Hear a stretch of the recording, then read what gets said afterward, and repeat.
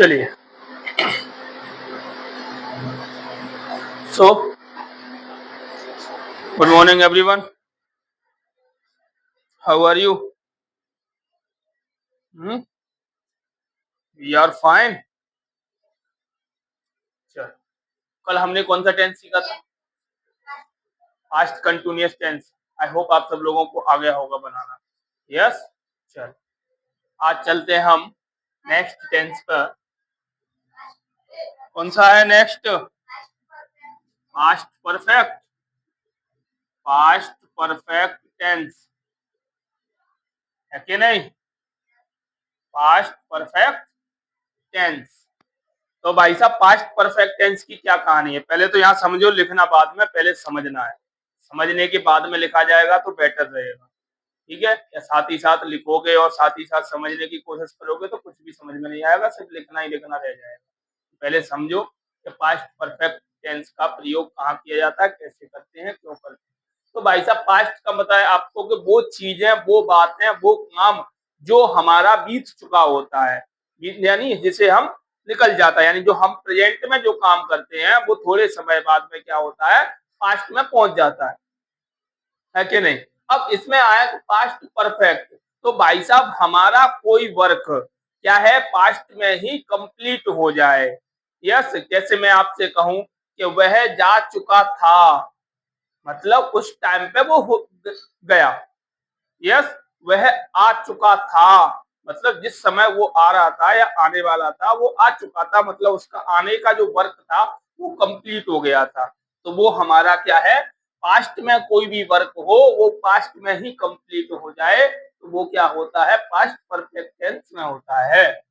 Yes, अब past perfect tense के हिंदी वाक्यों के अंत में आने वाले शब्द क्या होते हैं?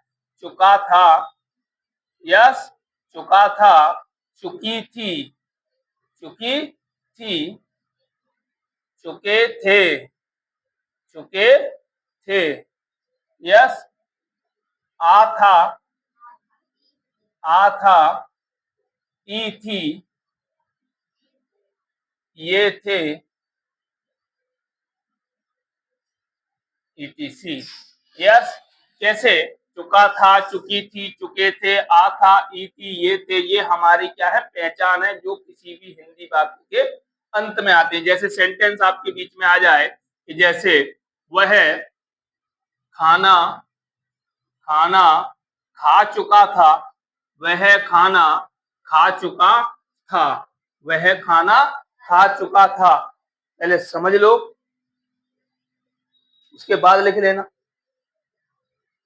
तो वह खाना खा चुका था, ठीक है? तो यहाँ देखो भाई साहब, वाक्य के अंत में ये क्या है, ये पूरा का पूरा एक सेंटेंस है कि नहीं? ये पूरा का पूरा एक सेंटेंस है। तो लास्ट के अंत वाले जो शब्द होते हैं ना, वही हमारी क्या हो जाते हैं, पहचान हो जाते हैं। याद रखना कि वाक्य के अंत में चाहे कोई भी सेंटेंस आए, अगर उसके अंत के लास्ट लेटर्स को देखोगे तो वो शब्द पाए जाएंगे सेंटेंस में, वो हमारे उसी टेंस की पहचान है। अब जैसे पास्ट परफेक्ट टेंस में देखो, तो पास्ट परफेक्ट टेंस के सेंटेंस के एंड में आपको चुका था मिल गया, तो इससे हमें पता चल गया कि ये जो पूरा का पूरा जो सेंटेंस है वो हमारा कौन से टेंस का सेंटेंस है, पास्ट परफेक्ट टेंस का सेंटेंस है। तो अब ऐसे सेंटेंसेस को बनाने के लिए हमारे पास कुछ स्ट्रक्चर्स होती हैं, कुछ रूपरेखा होती हैं, या हम उसको फॉर्मूला भी कह सकते हैं। तो स्ट्रक्चर नंबर 1 है, क्या है हमारी, कि subject subject plus helping verb के रूप में, सब्जेक्ट प्लस हेल्पिंग वर्ब के रूप में पास्ट परफेक्ट टेंस में हेड का प्रयोग किया जाता है।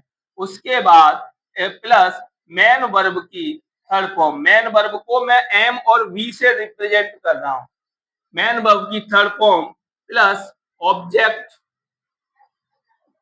प्लस अदर वर्ड होगा तो लगाएंगे। अब ये जो हमारी स्ट्रक्चर है, ये हमारा जो फॉर्मूला है, ये हमारा कौन से सेंटेंस का फॉर्मूला है, ये हमारा सिंपल सेंटेंस का फॉर्मूला है।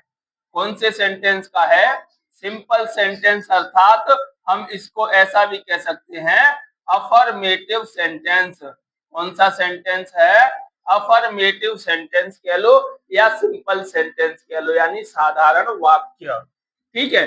अगर दूसरा फॉर्मूला अगर हमें बनाना पड़ गया, दूसरा क्या बनेगा, पूरा का पूरा यही रहेगा, सिर्फ एक चीज ऐड हो जाएगी और वो क्या होगा, नॉट ऐड हो जाएगी।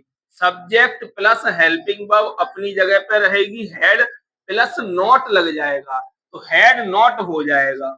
उसके बाद मेन वर्ब की कौन सी फॉर्म लगेगी, थर्ड फॉर्म लगेगी और ऑब्जेक्ट लग जाएगा अगर होगा सेंटेंस में तो, और अदर वर्ब। तो ये हमारा फॉर्मूला कौन से का हो गया, कौन से सेंटेंस का हो गया, निगेटिव सेंटेंस का हो गया।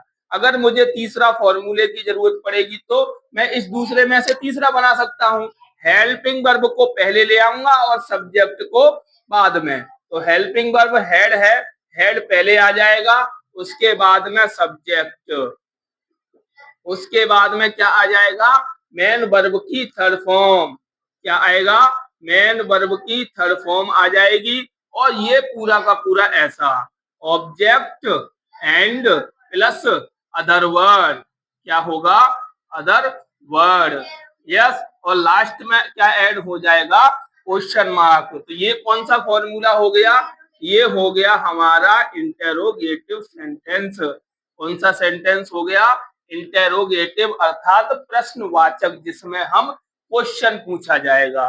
चौथा फॉर्मूला अगर बनाना पड़ेगा तो ये पूरा का पूरा फॉर्मूला रहेगा, सिर्फ एक चीज ऐड कर देंगे, हेड अपनी जगह रहेगी, सब्जेक्ट अपनी जगह रहेगा, यस, मेन वर्ब की थर्ड फॉर्म अपनी जगह रहेगी, ऑब्जेक्ट की जगह पे तो थोड़ा सा आगे किसका करके, मेन वर्ब के बाद में नहीं, सब्जेक्ट के बाद, सब्जेक्ट के बाद, हाँ सब्जेक्ट के बाद में नोट आएगा ना भाई, helping verb subject note plus main verb की थर्ड फॉर्म आ जाएगी। कौन सी फॉर्म आएगी, थर्ड फॉर्म, उसके बाद ऑब्जेक्ट, उसके बाद अदर वर्ड, क्या होगा भाई साहब ये, और सबसे लास्ट में मार्क ऑफ इंटेरोगेशन या प्रश्नवाचक चिन्ह। तो ये कौन सा बन गया, इंटेरोगेटिव नेगेटिव सेंटेंस, प्रश्नवाचक नकारात्मक वाक्य।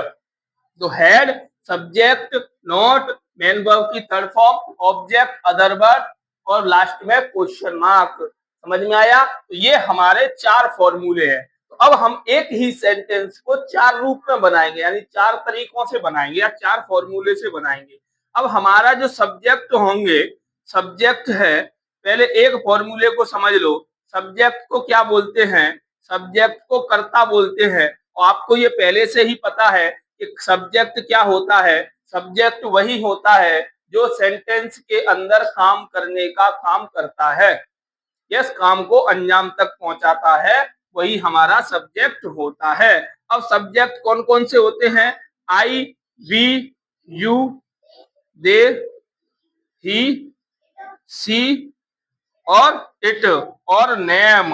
अब यहाँ पे क्या है कि भाई साहब एक हेल्पिंग वर्ब है, एक हेल्पिंग वर्ब है और सब्जेक्ट कितने सारे हैं, यस, इसमें कुछ सिंगुलर सब्जेक्ट भी हैं, कुछ प्लूरल सब्जेक्ट भी हैं। तो आपको कुछ नहीं करना है, आपको तो सिर्फ इतना करना है कि सभी सब्जेक्ट के साथ में क्या है भाई साहब, सभी सब्जेक्ट के साथ में आपको एक ही हेल्पिंग वर्ब लगानी है।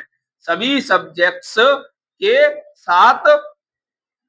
साथ हेल्पिंग वर्ब के रूप में, हेल्पिंग वर्ब के रूप में क्या लगेगी, रूप में हेड लगानी है। क्या लगानी है भाई साहब, हेल्पिंग वर्ब के रूप में हेड का प्रयोग करना है और उसके साथ हेड प्लस मेन वर्ब की third form, head plus main verb की थर्ड फॉर्म का प्रयोग करना है। इतना ही आपको प्रयोग करना है, ठीक है। चाहे सब्जेक्ट हिंदी में हो या इंग्लिश में, मैं, हम, आप, तुम, वे, कुछ भी हो, आपको हेल्पिंग वर्ब के रूप में क्या लगाना है, हेड लगाना है और मेन वर्ब की थर्ड फॉर्म लगानी ही लगानी है। चाहे सब्जेक्ट आई हो, चाहे सब्जेक्ट वी हो, यू हो, दे हो, ही हो, सी हो, इट हो या कोई भी नेम, चाहे नेम हमारा सिंगुलर नेम होगा तब भी हेड लगेगा, प्लूरल नेम होगा तब भी हेड लगेगा पास्ट परफेक्ट टेंस में।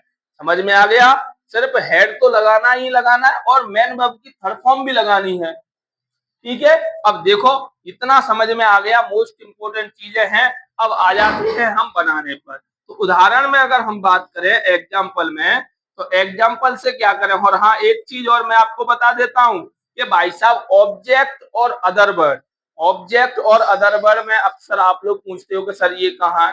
तो ये अगर सेंटेंस के अंदर होगा, वाक्य में अगर ऑब्जेक्ट दिया हो या अदर वर्ड दिया होगा तो ही हम उसको उसमें लिखेंगे, अदरवाइज नहीं लिखेंगे। क्यों? क्योंकि ये कुछ भी हो सकता है ऑब्जेक्ट, तो ऑब्जेक्ट तो कुछ भी हो सकता है, कोई एक ऑब्जेक्ट तो है नहीं, है कि नहीं। अब मैं आपसे कहूं कि वह कुर्सी पर बैठ चुका था, अब कुर्सी ऑब्जेक्ट होगी यहाँ पे, समझ में आया। तो अब यहाँ पे कोई एक ऑब्जेक्ट तो है नहीं। तो देखो, जैसे जैसे वह वह कुर्सी पर बैठ चुका था, ये हमारा सेंटेंस है।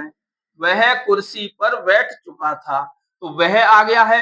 अब एक चीज हाँ याद याद रख लेना कि भाई साहब अगर हिंदी वाले वाक्य में वह के साथ में चुका था आएगा, क्या आएगा? चुका था। तो भाई साहब वो हमारा किसी मेल को ही रिप्रेजेंट कर रहा है, तो हम क्या लगाएंगे? ही लगाएंगे। और अगर वह के साथ में हिंदी में वह हो और हिंदी में भी आपको चुकी थी हो, क्या हो? चुकी थी, तो याद रखना बच्चे सी लगाना है, यानी किसी फीमेल को रिप्रेजेंट कर रहा है। ठीक है। तो अब यहाँ पे वह के साथ में चुका था आया है, तो हमारा क्या लगेगा? यहाँ पे इंग्लिश बनाते समय ही लगा। ठीक है। अब ही के साथ हेल्पिंग वर्ब हैड लगेगी, तो ही हैड। अब ही हैड हो गया। बैठने को क्या बोलते हैं? सिट। और sit, set, sat, sit, set, sat, यानी तो ही हैड सिट सेट, सेट भी कह सकते हैं, सिट सेट सेट। यस, तो ही हैड सेट, सट कर देते हैं, ही हैड सट, सट या set. Just a minute, let me check.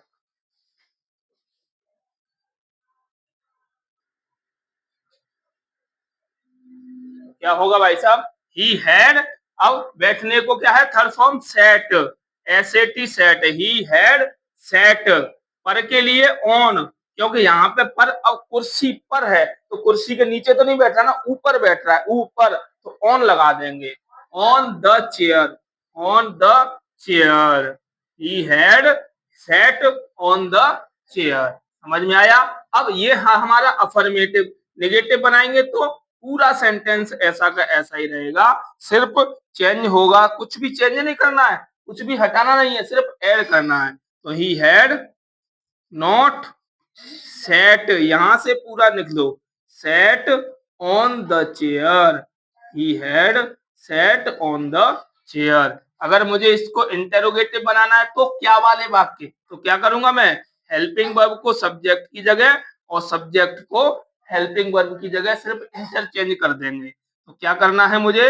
Had he, फिर set on the chair, had he set on the chair, सिर्फ इतना करना है, had he set on the chair. और वाक्य के लास्ट में क्या कर दूंगा मैं? क्वेश्चन मार्क लगा दूंगा। ठीक है। और क्या करना है मुझे? चौथा बनाना है, तो had he not, had he not set on the chair, had he sat on, had he not sat on the chair और क्वेश्चन मार्क। एक ही सेंटेंस के कितने तरीके से बन गए? चार बन गए, चार बन गए। और भी समझाना है? एक और देख लो भाई साहब, एक और देखो।